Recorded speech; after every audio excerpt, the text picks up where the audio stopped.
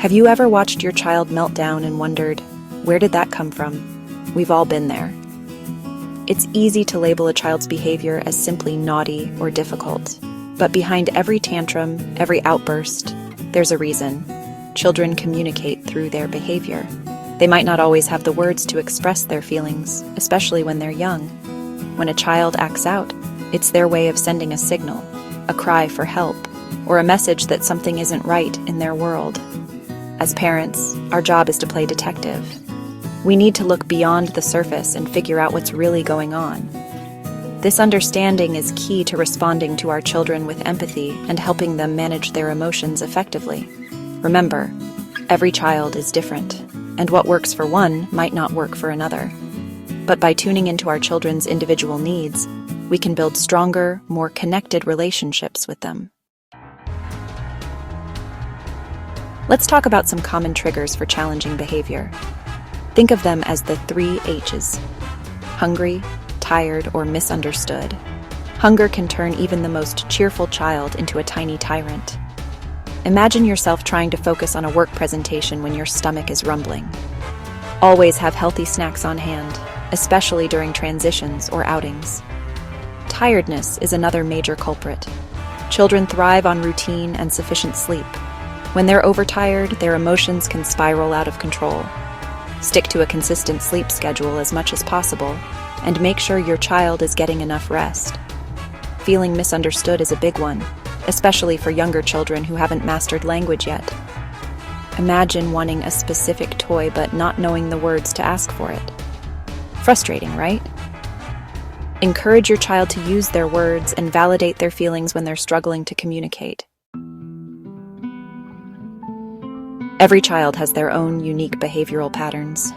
By paying close attention, you'll start to notice your child's individual cues and triggers. Think of yourself as a detective gathering clues. Does your child always get fussy before nap time? Do they tend to act out when they're feeling overwhelmed in crowds?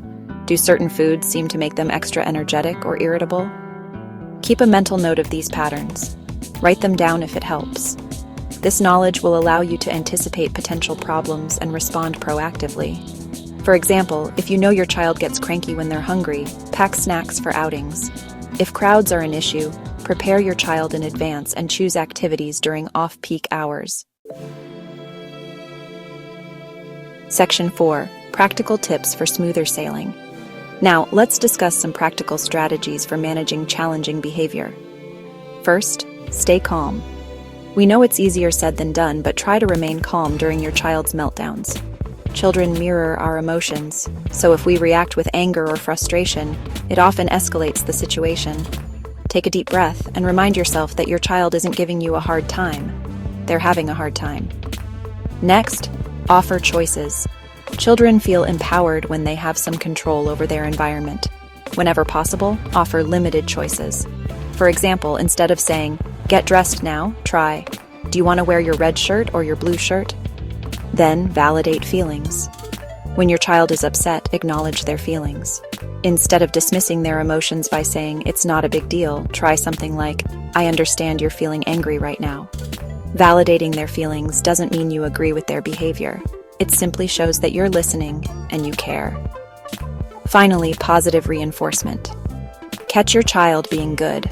When they display positive behavior, acknowledge it and praise their efforts. This positive reinforcement encourages them to repeat the desired behavior. Section 5. You've got this, parents. Parenting is a journey full of ups and downs. There will be days when you feel like you're nailing it, and days when you feel completely lost. Remember, you are not alone. Every parent experiences moments of frustration and doubt.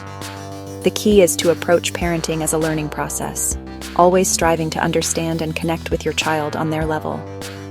By focusing on the why behind the behavior, recognizing patterns, and responding with empathy and consistency, you can create a more positive and harmonious environment for your child to thrive.